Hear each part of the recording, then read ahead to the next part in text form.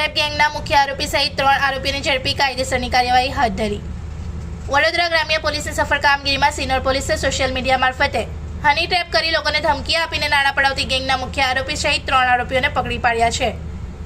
માહિતી અનુસાર social media પર હની ટ્રેપના બનાવોમાં વધારો નોંધાતા વડોદરા ગ્રામ્ય પોલીસ દ્વારા ઓપરેશન પરાક્રમ અંતર્ગત વિશેષ કાર્યવાહી હાથ ધરવામાં આવી હતી। ડભોઈ ડિવિઝનના નાયબ પોલીસ અધિક્ષક એએમ પટેલના માર્ગદર્શન હેઠળ ટેકનિકલ અને હ્યુમન ઇન્ટેલિજન્સના આધારે સિનોર પોલીસને તપાસ માટે સૂચનાઓ આપવામાં આવી હતી। તપાસ દરમિયાન સામે આવ્યું કે આરોપીઓએ પૂર્વ નિયોજિત કાવતરું રચી ભોગ બનનારને સોશિયલ મીડિયા મારફતે ફસાવ્યો હતો।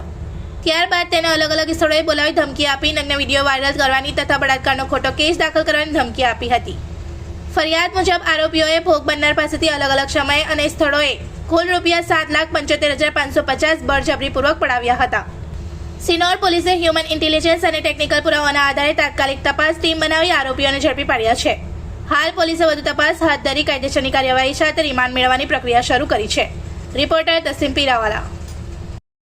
इस वीडियो को लाइक करें, हमारे चैनल को सब्सक्राइब कर बेल आइकन जरूर प्रेस करें हमारी न्यू वीडियो सबसे पहले देखने के लिए।